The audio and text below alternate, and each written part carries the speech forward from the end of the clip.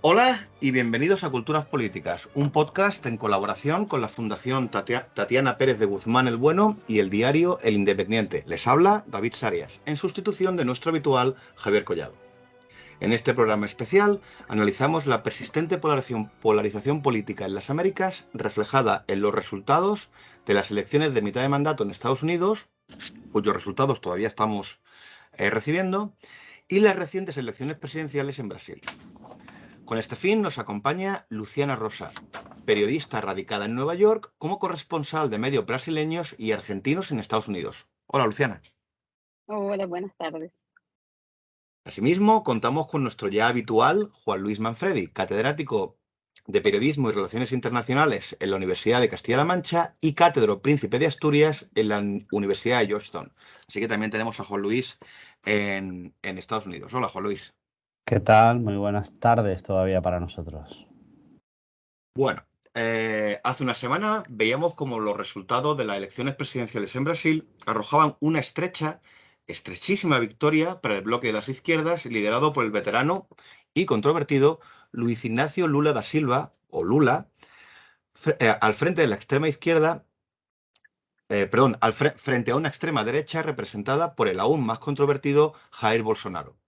Apenas unas semanas después, estamos observando cómo los demócratas del también veterano Joe Biden parecen haber logrado contener las pérdidas que muchos anticipaban frente a unos republicanos poderosamente influidos por la derecha radical personificada en Donald Trump.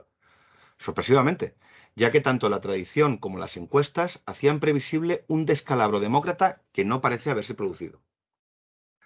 Así las cosas, aunque en ambos procesos la izquierda logra resultados relativamente positivos ante bloques de derechas extraordinariamente radicalizados, el hecho, quizás más importante, es la evidente polarización política. En Brasil, la victoria de Lula se ha producido por apenas medio punto porcentual. En Estados Unidos, igualmente, la fragilidad de la todavía mayoría demócrata en ambas cámaras del Congreso depende de apenas un puñado de votos. Así que, José Luis y Luciana, ¿qué está ocurriendo? Os voy a pedir primero que hagáis una pequeña introducción global, que me hagáis una pequeña, ¿cuál es vuestra apreciación? ¿Pensáis que estos malos resultados de la derecha radical representan un cambio de tendencia de calado o pensáis que por contra vamos a continuar con la dinámica de polarización y de cambios bruscos dentro de los sistemas políticos de las Américas y en particular de Brasil y Estados Unidos? Luciana, si quieres, empieza tú. Perfecto. Bueno, son escenarios bastante parecidos, en mi opinión, ¿no? O sea, como acá en Estados Unidos, empezando por el más reciente, ¿no? Más allá de que no haya habido la ola roja de que se hablaba ahora en estas elecciones, bueno, no se esté dando, ¿no? En los números grandiosos que se habían barajado en las encuestas, los republicanos ganaron más espacio, están ganando más espacio, pero no necesariamente eso significa algo novedoso tampoco en términos de midterms, porque las midterms, las elecciones de mitad de mandato, suelen ser así para el gobierno de turno. Quien está en el ejecutivo, el gobierno de turno, tanto Trump cuanto Barack Obama perdieron también el control del Congreso. Entonces, tampoco es una demostración como una muestra muy representativa, por lo menos a nivel legislativo. Tenemos ahí claro el voto en DeSantis, que sería ese candidato que de alguna manera puede llegar a confrontar a Donald Trump en unas primarias republicanas para ser el candidato a presidencia en 2024. ¿Eso significa que vayamos para una extrema derecha más extrema? No necesariamente, o sea, DeSantis obviamente no es un liberal y tampoco es un moderado, pero es una figura un poco más de la política tradicional, para decir de alguna manera, que Donald Trump. Entonces, él sería como la opción también del republicano que no necesariamente discute la legitimidad de las elecciones, ¿no? Porque eso también me parece que el punto ahí y lo que une tanto la extrema derecha de acá de Estados Unidos como la de Brasil, que bueno, Bolsonaro sigue mucho la cartilla de Donald Trump, es cuestionar el sistema en sí, ¿no? Ya hemos hablado en otras oportunidades, creo que acá, del tema de lo que es la extrema derecha, de la diferencia de la extrema derecha con el conservadurismo. El conservadurismo es o sea, es la ideología política, por así decir, o el discurso político que tiene como finalidad conservar las instituciones. Lo que nosotros estamos viendo ahora es un intento en romper con estas instituciones. ¿Qué es lo que está pasando en Brasil ahora también por no aceptar esas elecciones que sí fueron reñidas, fueron disputadas, fueron casi un 50-50? Y cuando las elecciones, la votación es así como tan apretada, ¿no? El escenario de gobernabilidad para el presidente de turno o para el siguiente presidente, más allá de que sea de izquierda, liberal o que marque una tendencia diferente, es muy complicada. Y me parece ahí, bueno, yo me puedo ir por las ramas por ese tema, pero quiero dar la palabra a Juan también. Pero en los dos escenarios lo que nosotros vemos son dos cosas principales. Primero es el voto en contra, ¿no? El hating vote, como el against, el voto contrario. No es un voto pro Lula, no fue un voto pro Joe Biden, fue un voto contrario a Donald Trump, fue un voto contrario a Bolsonaro en su gran mayoría, ¿no? Entonces, esos presidentes se eligen, ¿no? Esos presidentes no de la extrema derecha, que no van de la mano de esta ola de extrema derecha que estamos viviendo ahora en el mundo, pero tampoco es como que suman, ¿no? Popularidad, que tienen un apoyo incondicional. Y bueno, el germen de la indignación, que después creo que vamos a hablar un poco más de eso, como de la parcela de la población más empobrecida, que se siente abandonada, que se siente dejada por esta o sea, por esos gobernantes, por esos presidentes que no dan cuenta, ¿no? De resolver problemas que a veces son macroeconómicos, como la propia cuestión de la inflación que nos está, o sea, perjudicando globalmente y que acá en Estados Unidos llega a un nivel altísimo, como el más alto en 40 años. Entonces, esa parcela de la población indignada es como una olla a presión para las elecciones siguientes. Y bueno, ahí vamos para el tema de por qué se polariza, ¿no? O sea, cuando el presidente de turno o tu candidato cuestiona el sistema electoral, él de alguna manera está inflando a esa población indignada a sentirse estafada en su derecho mayor como ciudadano, que es el derecho al voto. Y ahí encierro mi introducción para dar la palabra a Luis. Muy bien, muchas gracias.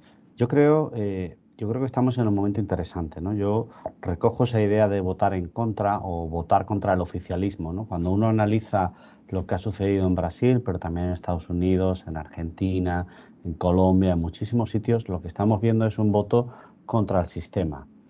También lo podríamos vincular con Italia, ¿no? En realidad es votar contra el sistema en la medida en que no nos gustan las soluciones que se están aportando ni las medidas, seguramente por razones exógenas, que puede ser la inflación, la crisis, la pandemia, que todavía no se ha marchado, aunque nos gustaría que así fuera, y hay, bueno, pues un grupo de votantes decepcionado con el sistema que votan alternativas, ¿no? Menciono expresamente Italia porque antes de asustarnos demasiado con la emergencia de Meloni, habría que pensar que solo hace 2 años y medio, estaban votando en bloque justamente en toda la otra dirección. Por tanto, el votante es cada vez más fluctuante, tiene decisiones de voto que siempre nos pillan a contrapié, la verdad, y que en realidad lo que nos están mandando un mensaje de cansancio, de hartazgo o de lo que fuera. A mí, en relación con el trumpismo, lo que me interesa o la parte que me llama la atención es esto que también mencionaba Luciana, ¿no? La negación de la legitimidad, la negación de las instituciones. Eso es extraordinariamente peligroso, ¿no? Las instituciones se basan, perdón, la democracia se basa en instituciones y en Estado de Derecho, ¿no? Decía John Adams en una cita maravillosa, ¿no? El segundo presidente de los Estados Unidos, ¿no? Necesitamos una república de leyes, no una república de hombres. Esta es una cita que hay que repetir más a menudo, ¿no? Cuando más de 350 candidatos, recordemos que no solo estaba en juego el Senado, un tercio del Senado, el Congreso, sino también 36 gobernadores, secretarías, fiscalías generales, etcétera. Cuando 345 candidatos están en el discurso de elecciones robadas, tenemos un problema. Tenemos un problema porque bueno, eso intoxica el debate público, genera dudas sobre el conteo electoral, genera problemas sobre la legitimidad del ganador y en general yo diría que desinstitucionaliza la práctica de la democracia, ¿no? A mí me preocupa en la medida en que este discurso se normalice, ¿no? Es decir, yo creo que el epítome de esto es la el vídeo este que hemos visto todos de Trump, ¿no? Si ganan mis candidatos es por mi soporte o por mi apoyo, y si pierden es porque no lo han hecho bien, es decir, siempre gano. Los conspiranoicos, los populistas, utilizan las elecciones en la misma dinámica, en la misma lógica. Si ganan es porque se lo merecen, y si pierden es porque el Estado profundo, como quieras llamarlo, les ha robado la elección, ¿no? Esto es, como decíamos, extraordinariamente preocupante, ¿no? En perspectiva así un poco más amplia y viendo un poco todas las Américas, yo creo que es un momento complicado para valorar o para, bueno, para analizar cuál es el estado de la democracia, ¿no? Yo creo que lo primero que tenemos que hacer, quienes estamos preocupados por democracia, Estado de Derecho y derechos humanos, es preguntarnos qué nos está pasando, ¿no? ¿Cuáles son esos problemas? ¿Quiénes son los beneficiarios y los perjudicados de la globalización? ¿Quiénes son los ganadores de esta situación? ¿Quiénes son los perdedores? ¿Y cuáles son las medidas que tiene la democracia para intentar afrontarlo, ¿no? Si esto no lo hacemos, pues seguiremos teniendo, voy a llamarlo, candidatos contracorriente, a veces a la izquierda, a veces a la derecha, a veces inflamados por las redes sociales y por este tecnocapitalismo de Elon Musk, a veces sostenidos sobre movimientos sociales, a veces sobre cuestiones muy prácticas como la inflación, pero en todo caso gente decepcionada con el sistema. En mi opinión, aún podemos dotar a la democracia de mejores normas, aún podemos mejorar la convivencia, digámoslo así, y no podemos dejarlo pasar a ver cómo se sucede esto o a ver si no ganan muchos de los otros, ¿no? Sean los otros, sea quienes sean, ¿no? Con esa primera apreciación sobre votar contra el oficialismo y los problemas de la desinstitucionalización, yo creo que hacemos un primer mapa de dónde estamos. Solo quisiera comentar como que esto de la decepción del votante es también el germen, ¿no? De esos personajes controversiales que vemos en la política. O sea, la decepción con la política tradicional es también de donde viene se generan estos Donald Trump y Bolsonaro. Son que se venden como los outsiders de la política, ¿no? O sea, también más allá de o sea, por eso tampoco es que hay un amor o hay una creencia en la resolución de los problemas en la izquierda o en una derecha tradicional. En Brasil, por ejemplo, lo que está pasando ahora es justamente que el partido más tradicional, PSDB, se tuvo que alinear con el PT, con el partido de Lula, que es el partido más a la izquierda, para que se puedan ganar las elecciones a este candidato prácticamente sin partido, que es Jair Bolsonaro. Entonces, lo que vemos también es como una reconfiguración de la política. Y después creo que más adelante sí vamos a hablar de las cuestiones del futuro, que Juan también mencionó, el tema de las redes sociales y cómo se hace campaña, ¿no? Yo creo que ahí esos candidatos de extrema derecha, justamente por no venir, que no vienen de la política tradicional, su ventaja es que tienen como menos prejuicio a utilizar esas herramientas comunicacionales y son muy efectivas y llegan mucho a una población que capaz no está interesada en política o que se considera política, pero que también se ve afectada por las cosas que le pasan socialmente. Entonces, como para mí, la política tradicional, la izquierda principalmente, o el liberalismo, está haciendo oídos sordos, ¿no? O sea, sordos a esa nueva manera de hacer política a nivel mundial y le está dejando la cancha libre para que el adversario de la extrema derecha venga y le haga todos los goles, básicamente.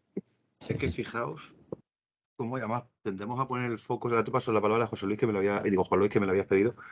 Fijaos cómo siempre ponemos el foco en el populista como el problema, en el radical, y se nos olvida que Trump gana porque los demócratas le anteponen o le confrontan un candidato completamente averiado como era Hillary Clinton.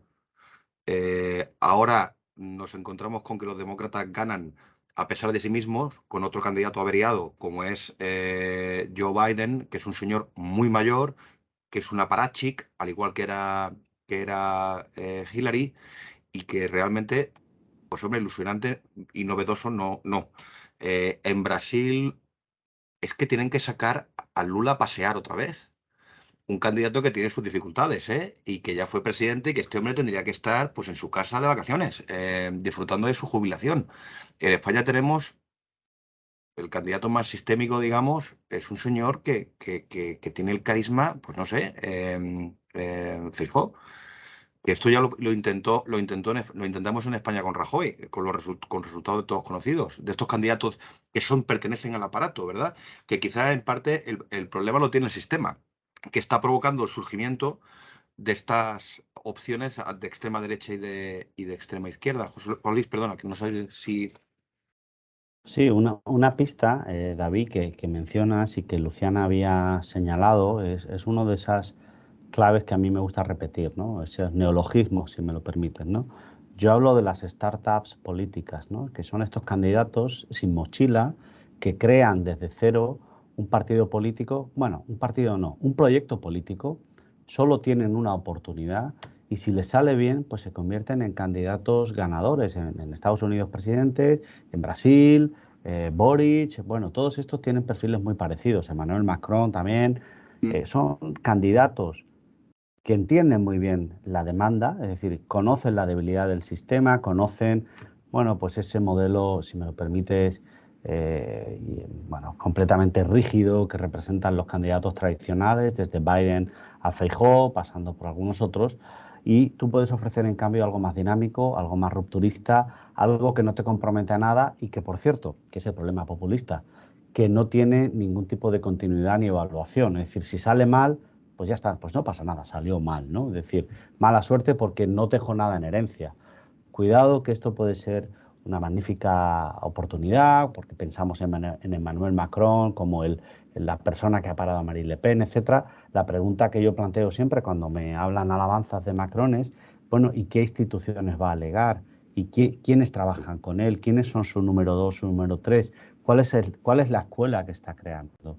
Al final, estas startups políticas están basados en lo que llamamos el hiperliderazgo, la comunicación pop, ¿no? Actúan como auténticas estrellas, ¿no? Que salen en su canal de Twitter, hacen sus declaraciones, tocan la guitarra, bueno, todo esto que les encanta a las estrellas pop y no tienen ningún tipo de responsabilidad ni de continuidad en un partido político, ¿no? Que estamos bien hartos Igual de yo, criticarlos, pero cuidado que a lo mejor funcionan. Perdona, Luciana, continúa.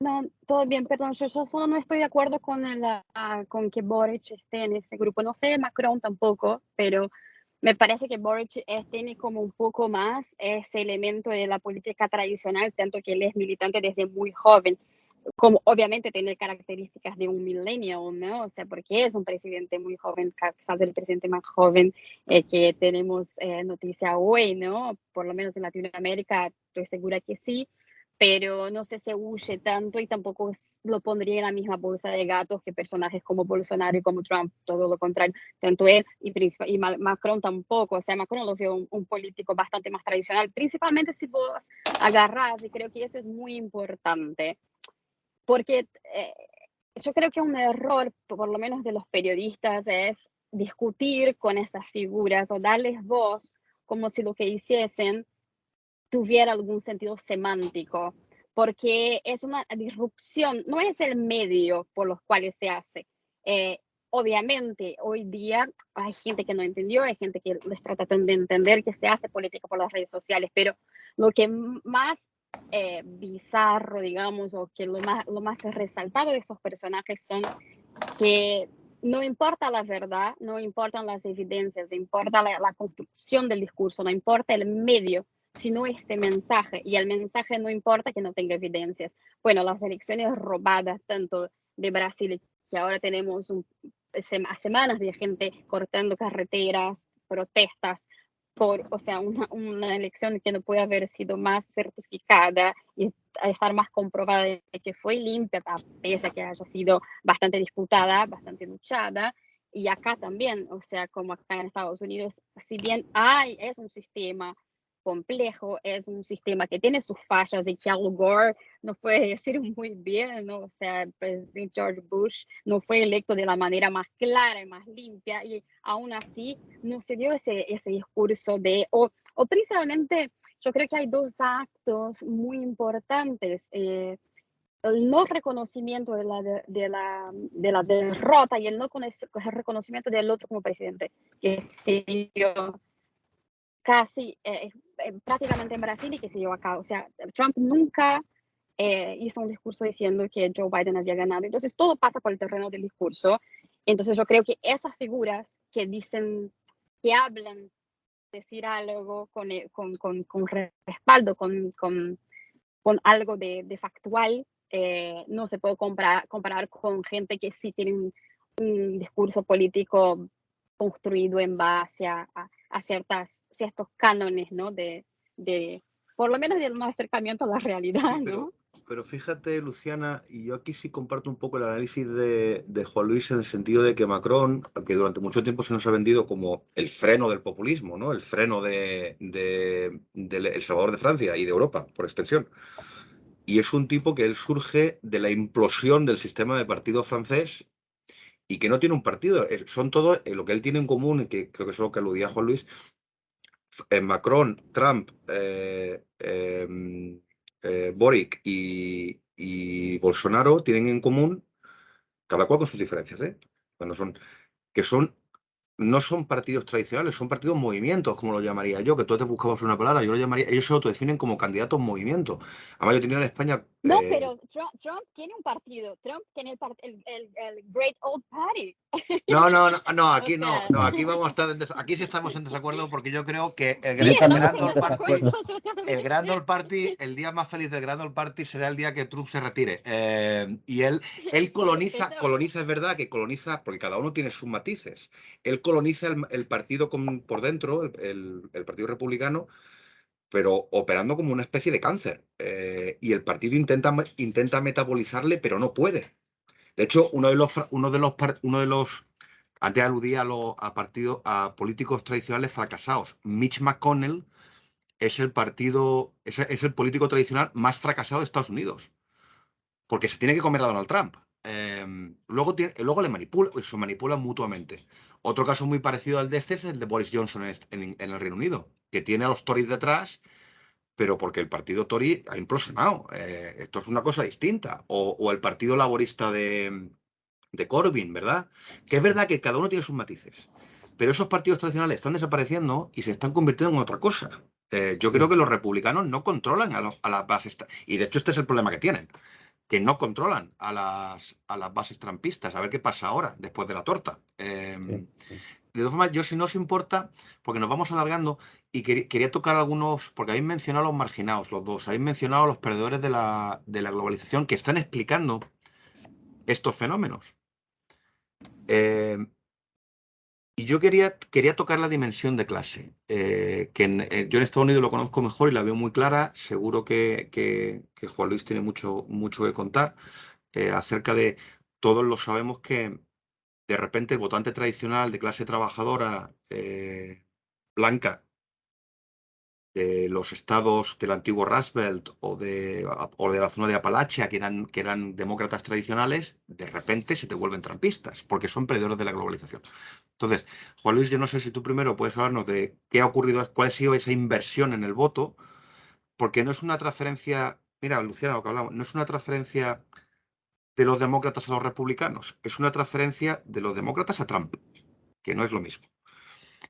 Y luego, si quieres, Luciana, cuéntanos cuál es la situación en Brasil, porque mi intuición es que la situación en Brasil hay paralelos, pero también es distinta. Entonces, si quieres, empieza Juan Luis, y sigues tú, Luciana. Juan Luis. Perfecto. Yo, por poner un poco de marco teórico, simplemente sin enrollarme demasiado, David, aquí cuando hablamos de ganadores y perdedores de la globalización, yo creo que define mejor qué tipo de votante está votando contra el oficialismo, votando contra los partidos mayoritarios, votando contra las instituciones tradicionales, ¿no? Tiene que ver con una pérdida material, que suele ser el empleo, la desindustrialización, tiene que ver con la pérdida de oportunidades o peores empleos, en todo caso, tiene que ver con el temor o la ansiedad a que la digitalización les robe su esencia, signifique esto lo que signifique, ¿no? Por eso yo planteo siempre mis clases en términos de quién gana y quién pierde con la globalización, porque esto nos permite explicar muy bien qué tipo de demandas vamos a encontrar. Cuando rascamos un poquito en la opinión pública, resulta que los perdedores de la globalización tienen dos características fundamentales. Primero, que están ubicados en demandas que se llaman no materiales, es decir, no se preocupan solo por tener un empleo, sino que también les preocupa lo que antes Luciana apuntaba bien, ¿no? Esa idea de yo antes era de una manera y ahora resulta que hay, y aquí en cada país pondremos algo, no hay más inmigrantes, o hay más mujeres trabajando, o hay más no sé qué, que identifico como una amenaza para mi forma de vida tradicional, ¿no? Cuando ella mencionaba a los conservadores, ¿no? Ese tipo de reclamación no material resulta que tiene difícil encaje dentro de las políticas industriales, pero funciona muy bien dentro de la política de las emociones, ¿no? Pues ahí el lema de Trump lo explica todo, ¿no? Make America Great Again. ¿Qué significa esto? Pues no lo sabemos, pero suena estupendo, ¿no? Y lo segundo, la segunda clave, y aquí concluye la breve introducción teórica, estos sitios los hemos llamado los sitios que no importan a nadie, place that don't matter, que significa básicamente, bueno, pues está muy bien si tú vives en Sao Paulo, Río, Washington, New York, Madrid y Barcelona, pues tienes empleo, tienes oportunidades, tienes Amazon, tienes Uber, todo esto lo tienes. Pero si vives en una ciudad pequeña de 60.000 habitantes, ha cerrado la fábrica y, bueno, las telco no van a invertir allí porque a nadie le interesa, en realidad las iniciativas privadas no ponen mucho interés en ese cinturón, etcétera, pues de repente esas ciudades de segundo, tercer y cuarto nivel, pues bueno, se empobrecen de manera súper rápida, ¿no? Por tanto, ese es el perfil de votante que de repente decide, bueno, pues fuera el mundo urbanita este que os habéis construido, vosotros que viajáis con Ryanair por 2 duros donde queráis, y yo estoy aquí en este pueblo sin apenas fábricas, sin empleos, sin capacidad para acceder al mercado digital, pues nada, votemos contra lo que sea, ¿no? Esa sería un poco la clave y desde luego no hay ninguna duda, por aterrizar la teoría en la práctica, que existe una correlación muy clara. Las primeras postelectorales que veíamos esta noche, madrugada, como se llama esto, indican claramente quién está votando al trumpismo y dónde lo está votando, ¿no? Mayoritariamente personas mayores que han perdido la capacidad de reinventarse para poder tener un nuevo empleo, personas que no tienen muchos estudios, personas que se identifican bueno, pues muy claramente a favor del lado republicano, sin lugar a dudas, ¿no? Esa sería un poco la clave, ¿no? Las personas sin estudios, en más de un 55%, se identifican como votantes republicanos en este caso, aunque David nota al pie, discutimos luego cómo se coloniza el partido y cómo a lo mejor no deberíamos de llamar partido republicano a lo que estamos viendo ahora. Pero esto, como es para discutir con Luciana, pues lo dejamos ahí para luego. Adelante. Diana. Bueno, tocando en el tema de Brasil, eso es algo interesante, ¿no? O sea, en 2018, cuando se elige Bolsonaro, había esta sospecha de que la mayoría de sus electores pueden ser también una población menos educada, una población también más afectada por, bueno, las crisis económicas que tuvimos en Brasil. Pero lo que se vio es que en realidad el fenómeno que pasa en Brasil es Brasil siempre es un caso aparte, ¿viste? O sea, intentamos entender Latinoamérica y luego Brasil, o sea, que fue colonia, que fue metrópoli. Bueno, y ahora con Bolsonaro pasa algo parecido también y con el crecimiento, el nacimiento de una clase media en Brasil, ¿no? Yo tengo 37 años y me acuerdo muy bien de los gobiernos anteriores, luego de la vuelta de la democracia en Brasil, y que teníamos niveles de inflación altísimos y un nivel de desigualdad en el país también muy grande, con un 1% de la población millonaria muy rica, obteniendo como gran parte de la riqueza del país, que es un país también muy rico, productor, industrializado, con materia prima, exportador, el mayor exportador de carne hasta hace muy poco.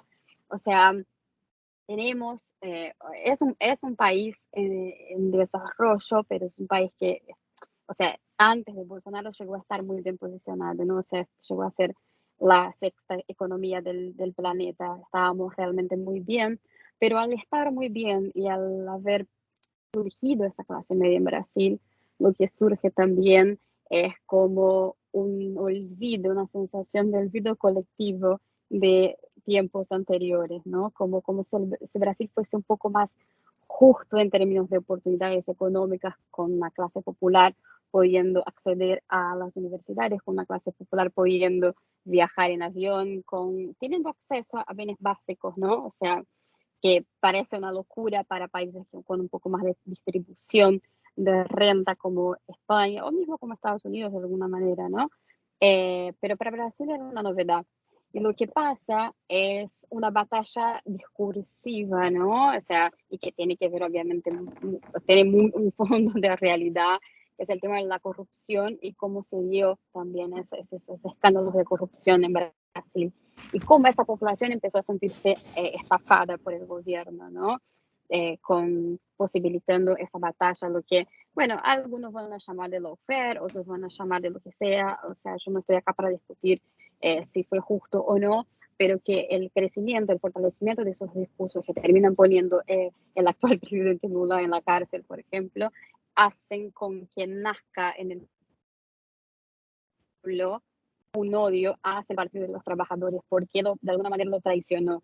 Entonces, toda esa curva que te estoy haciendo es simplemente para explicarte que más allá de que ahora Brasil tenga un nivel de inflación muchísimo más alto que hace 10 años atrás o que en los últimos 5 años, para decirlo de alguna manera, y que tengamos una crecida impresionante de la pobreza entre la población, del hambre, o sea, volvimos a niveles estadísticos de eso, una década atrás, que son realmente estadísticas muy tristes, ¿no? O sea, como de un nivel de desigualdad muy fuerte, muy potente, los precios, o sea, la inflación está realmente como en dígitos que no hemos visto hace mucho tiempo, pero el ciudadano común, que de alguna manera fue a las urnas y eligió Bolsonaro en 2018, no necesariamente relaciona la crisis que estamos viviendo ahora económicamente a este presidente o una mala administración.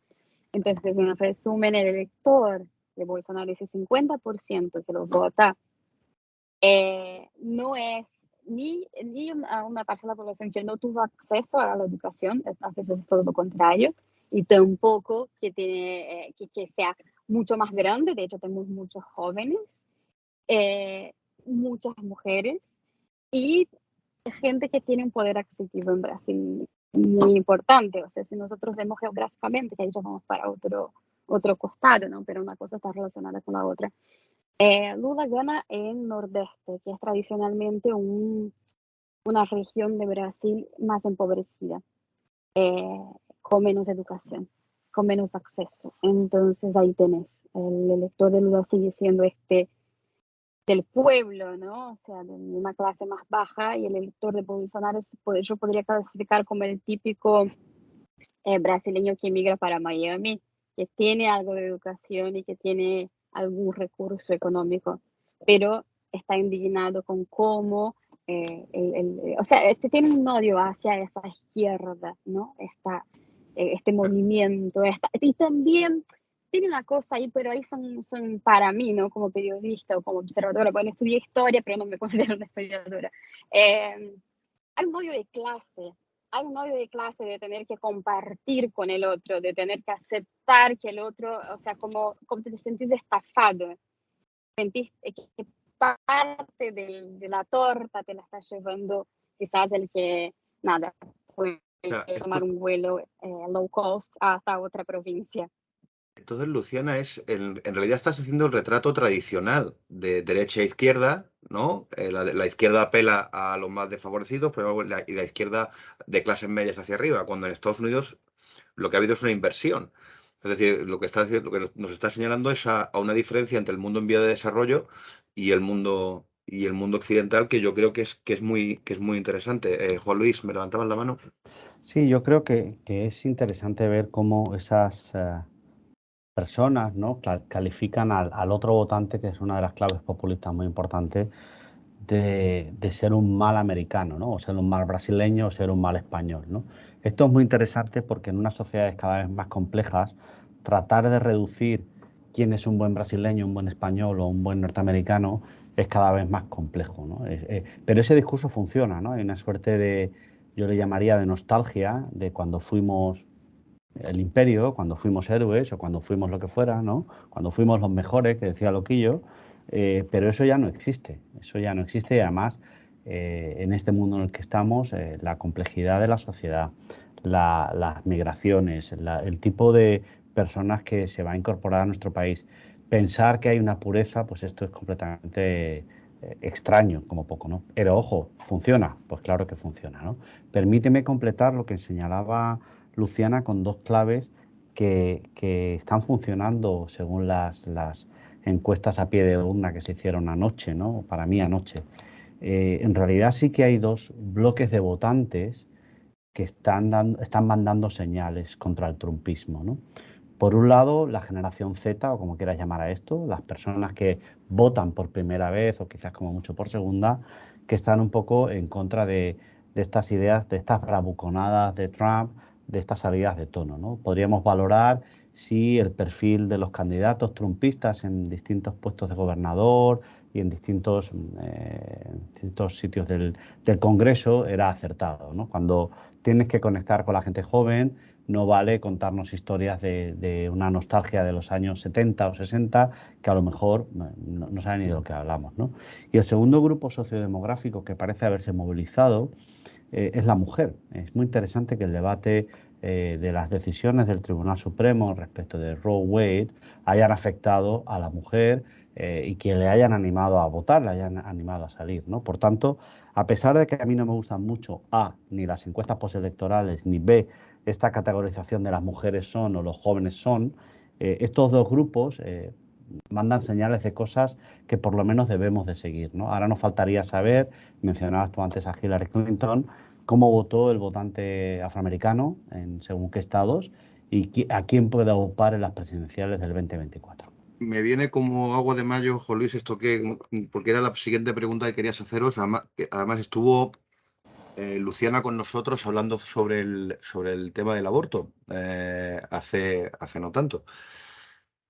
Y yo creo que otro de los elementos fundamentales en la polarización actual son precisamente las guerras culturales. A mí lo que me ha llamado la atención de este ciclo electoral en Estados Unidos, de nuevo yo me pregunto hasta qué punto hay paralelos en Brasil, es primero la aceptación del aborto, que básicamente ha sido lo que ha explicado la derrota del batacazo republicano, las no victorias republicanas en estados como por ejemplo Wisconsin. Es que había seis referéndums y en los seis se ha protegido el derecho a abortar en Estados Unidos, lo cual revela en la medida en que el debate sobre el aborto era muy artificial.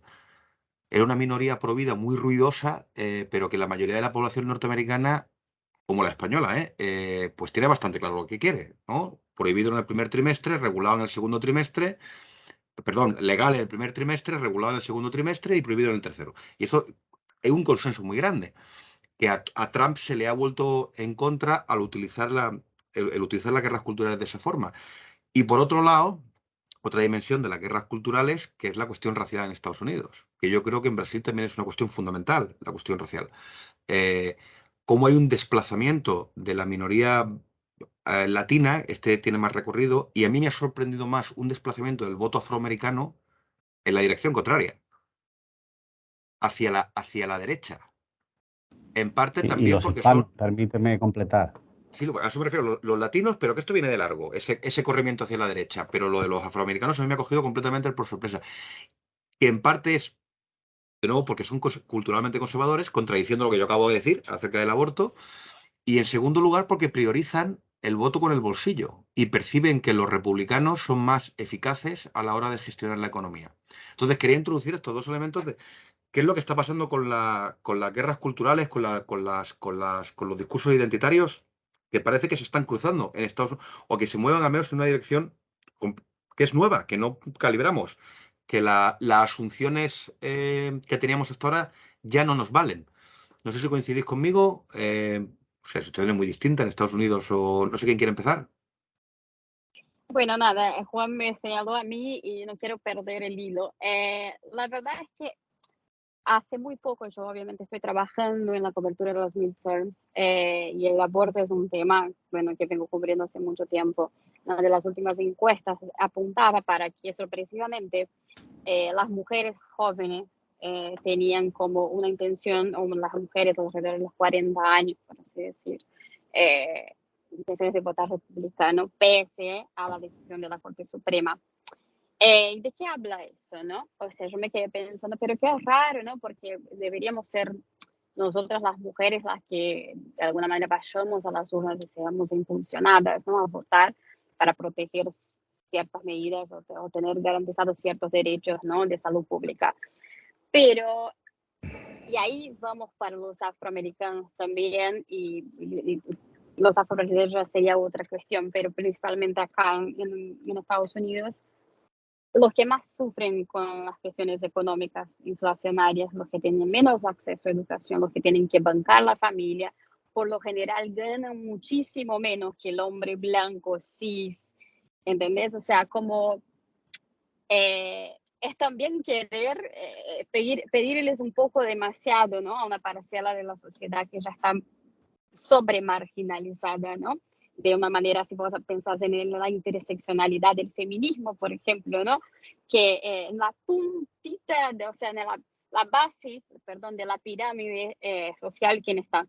Las mujeres negras. Entonces, ¿cómo vas a pedir que también haya un activismo? Yo no te estoy hablando de una mujer negra escolarizada, te estoy hablando de la que tiene una cantidad ex de hijos, que no tuvo acceso al aborto y que aún así está sufriendo muchísimo las consecuencias de un subempleo con un sueldo irrisorio, tienen que sobrevivir. Entonces, obviamente, la tendencia ahí es que va a votar por el partido que no es el de la situación, porque quiere un cambio, porque quiere algo diferente, porque necesita que las cosas cambien. Entonces, yo creo que es también, a veces yo creo que nosotros como sociólogos o periodistas o analistas nos olvidamos de ver esas pequeñas nuances de la realidad, ¿no? O sea, como esperando que las minorías sean, de alguna manera, abracen esas causas más allá de su realidad. Y bueno, la verdad es que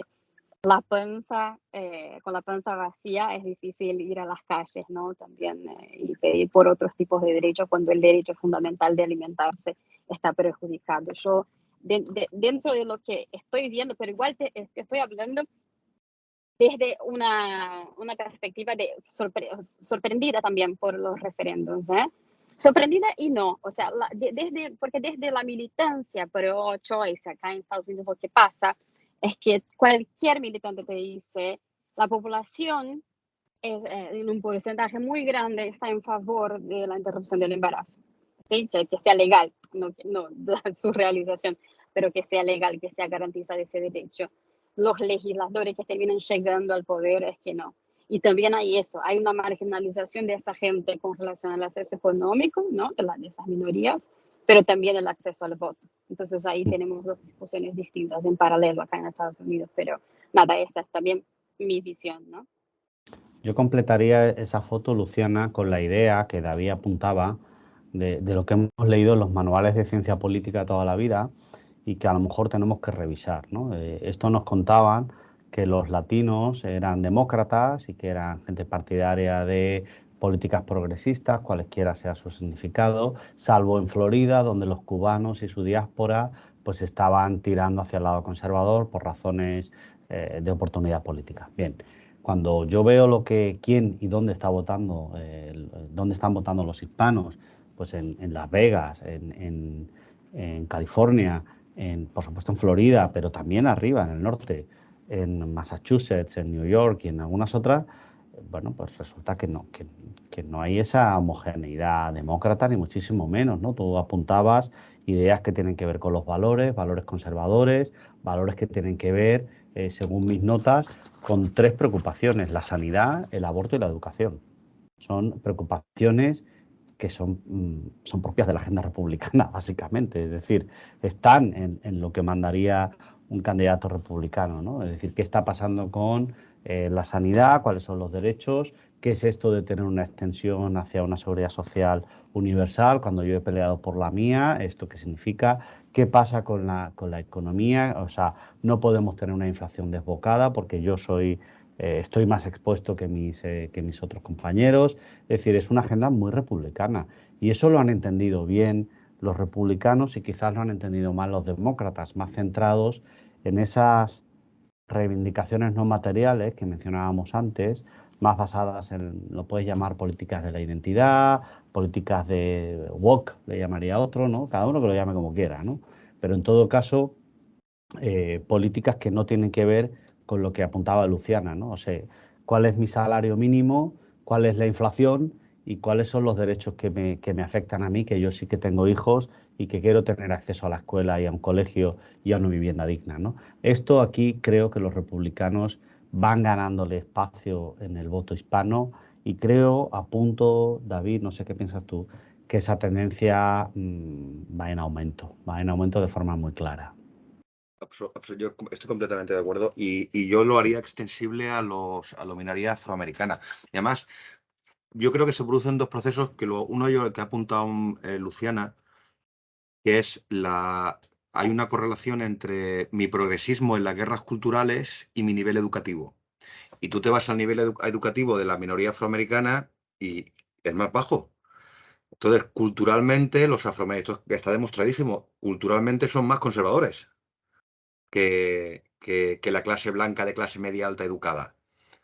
Y al mismo tiempo se está produciendo un incremento de la clase media afroamericana que donde tiene la cabeza es en bienestar material todavía. Al mismo tiempo que el Partido Demócrata abandona ese discurso obrerista, si lo queremos llamar así, de reivindicaciones materiales, el de Franklin Delano Roosevelt, y se desplaza hacia lo que tú has llamado woke, vamos a llamarlo guerras culturales. Entonces yo creo que son dos procesos que son muy, muy interesantes. Y ya cogiéndolo desde aquí, que llevamos 1 hora y cuarto, Luciana, ¿a dónde vas? Que llevas 1 hora en el coche. Te estás pegando un viaje tremendo. Yo estoy yendo de Manhattan a Brooklyn, simplemente, pero hace Eh, 40 minutos más o menos. Sí. yo tengo aquí 1 hora, Hay una un hora y tránsito cuarto, tremendo. Bueno, 1 hora y cuarto de grabación, entonces no quiero robar. Además, estoy estresado porque digo, Luciana va a llegar y se va a tener que ir, claro. sí, Entonces, bueno. sí, sí. eh, ahora que hemos visto esta dimensión de confusión y demás, ¿qué pensáis que va a pasar a medio plazo? En el sentido, sí, bueno, en el medio plazo, los norteamericanos. Esto apunta a que el batacazo republicano o la no victoria norteamericana en las midterms, que deberían haber ganado, no ganan. Esto apunta hacia un batacazo y ya rechazo del trumpismo en las siguientes presidenciales, que por cierto, en Estados Unidos las elecciones presidenciales ya han empezado.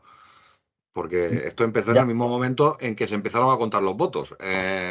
Y Trump yo- lleva de presidenciales casi un año. sí, o Y por dos. la misma en Brasil, Luciana, un poco por acabar donde hemos empezado, primero le pasamos a él, primero tocamos Estados Unidos, luego nos vamos a Brasil. ¿Qué piensas tú que va a pasar? ¿El restablecimiento de Lula en el poder y el Partido de los Trabajadores nos va a traer una etapa de tranquilidad y de retorno al statu quo ante Bolsonaro? ¿O por contra, esto va a ser más de lo mismo, más división y más Jair Bolsonaro haciendo de Trump? Entonces, no sé quién quiere empezar, si quieres tú, José Luis, y me tocáis si queréis los dos palos. Perfecto. Yo recomiendo siempre ver, leer propaganda. Esto es lo mejor que uno puede hacer para entender cómo estamos pensando los demás, ¿no? Cuando yo me he levantado esta mañana con la Fox y con New York Post diciendo que DeSantis es nuestro hombre y que Trump, bueno, pues muchas gracias por los servicios Un segundo, prestados. un segundo, Juan Luis, Sí, porque para el oyente que no lo sepa, Ron DeSantis es el gobernador de Florida, que es Trump sin el trumpismo, sí. o el trumpismo sin Trump, si uno quiere. Yo creo que es mejor definirlo como Trump sin el trumpismo, en el sentido que es muy radical, muy conservador, pero no está como las maracas de Machín. Respeta las instituciones, se ha apartado de cuestionar el resultado electoral. Lo digo porque se sitúen los oyentes. Perdona que te he interrumpido, continúa. No, dices muy bien. De hecho, había un artículo que decía que el gobernador de Virginia, Glenn Youngkin, es Trump, pero en kakis, decían, ¿no? Es la expresión, ¿no? Es decir, Trump, pero con unos chinos así para estar vestido, ¿no? Es decir, este tipo de perfil de repente está llamando a la puerta, que es un conservadurismo clásico, un poco de vez en cuando con salidas de tono, ¿no? Muy en la agenda actual, ¿no? Pues de Santis en los últimos meses enviando inmigrantes a Washington DC en autobuses diciéndole que allí les van a dar papeles, es decir, con ese punto tan macarra de este tipo de acción trumpista. Pero ojo, lo que ayer era una idea muy sólida, que es el 14 o el 15 Trump presentaría su candidatura y todo el mundo se retiraría para no entrar en conflicto, de repente nos planteamos que a lo mejor Trump no es el mejor candidato, ¿no? Pensemos que Ron DeSantis en Florida ayer ganó por más de 20 puntos, en un estado donde Trump ganó por una diferencia de más 3. Es decir, ha ampliado 17 puntos adicionales. Estos son muchos votos y en Florida están en juego 29 escaños del colegio electoral. Es decir, ahí es donde se comienza a ganar las elecciones. Recordemos que en 2020, sin Florida, no hubiera habido noche electoral. Es decir, en ese momento, en el momento en que Florida gira hacia Trump, es cuando de repente hay una oportunidad de que sea reelecto, ¿no? Por tanto, si Trump, Trump va a ir va a promoverse como nominado, esto no hay ninguna duda, y quien lo duda es que vive en una cueva y no ha visto a Trump en los últimos 2 años. Lo que yo tengo tan claro es que ahora vaya a haber una unanimidad tan absoluta. Y otra cosa que tengo muy clara es que Ron DeSantis no aceptará ser vicepresidente. Él irá de presidente. Y ojo, estas fisuras en el trumpismo no están, bueno, no son casuales, ¿no? Ayer otra de estas estrellas del trumpismo, J.D. Vance, ¿no? Cuando da su discurso por haber alcanzado el Senado vía Ohio, él habla de la unidad del Partido Republicano, él habla de la acción conjunta, habla de una serie de cosas, pero de lo que no habla es de Trump. Por tanto, cuidado que hoy de repente tenemos fisuras. Permíteme llevarme ahora al Partido Demócrata esta reflexión. Biden se presenta a sí mismo como un presidente puente, ¿vale? Si Trump no sale nominado en el Partido Republicano, bueno, no está de más apostar a que Biden dé un paso atrás. Si Trump va a la carrera, Biden irá a la carrera, esto no quepa duda. Pero cuidado, estamos en un momento muy interesante, nos quedan por delante 2 años antes de las elecciones. Ha empezado la carrera, bienvenidos. Juan Luis, cada vez que dices estamos en un momento muy interesante, yo me acuerdo del dicho este chino, que Dios te libre de los momentos interesantes, que está muy bien para estudiarlos, pero no para vivirlos. Luciana. Totalmente. Piensa que yo no voto aquí, solo resido aquí temporalmente, por eso es maravilloso estar aquí en el laboratorio, asomado al balcón. De afuera todo es más lindo, ¿no? Diría lo mismo tanto de la realidad acá. Creo que por eso elegí ser corresponsal, para no tener que encarar la realidad como algo tan, o sea, tan permanente. Y Brasil habla justamente de este momento, es un momento de volver quizás a un cierto lugar de respeto internacional, de reconstrucción de muchas cosas que, bueno, de muchos derechos que están en riesgo, de volver a organizar el país como un país en serio, ¿no? Eh, pero yo creo que políticamente y socialmente va a seguir siendo bastante complicado y vamos a seguir viendo una disputa constante, tanto discursiva cuanto en las calles, cuanto de la polarización de la población. Eh, por ahora, lo que veo, ¿no? Es como un escenario bastante complicado. No vamos a volver al Brasil eh, antes de la deposición del impeachment de Dilma así tan fácil. Entonces yo creo que también estamos viviendo un momento muy interesante. Estaremos viviéndolo a partir del 1 de enero cuando asume Lula como su nuevamente presidente, que también es un desafío, ¿no? O sea, volver a la presidencia, él que salió con una... salió de la presidencia, no digo del proceso después que lo llevó, bueno, a la cárcel y etcétera, pero a sus 2 administraciones que salió muy bien parado, ¿no? Con un nivel de popularidad bastante alto para un presidente que tuvo 2 mandatos. Entonces, nada, así que lo fui dejando también porque estoy llegando, pero les digo que Brasil está para observar porque va a estar muy interesante todo el contexto político y social a partir de ahora. Entonces, nada, esa es mi evaluación. Bueno, pues gracias a los dos. Ha quedado un programa estupendo. Dejamos abierta la ventana a volver a estos países tan interesantes. Le vamos a dejar también a Luciana abierta la posibilidad a que se baje del coche y coja el avión. A Juan Luis le dejamos que abra la puerta, que tiene pegado lo de no molestar, que estoy grabando. Así que tendré una pelotera de estudiantes seguro esperando para hablar con él. A nuestros oyentes les emplazamos a la próxima semana. Pueden encontrarnos en las principales plataformas de podcast, en iVoox, en iTunes y en todas las demás que no me acuerdo. Y también, por supuesto, en YouTube, donde yo les recomiendo que nos vean, porque así pueden verle la cara a Juan Luis y a Luciana.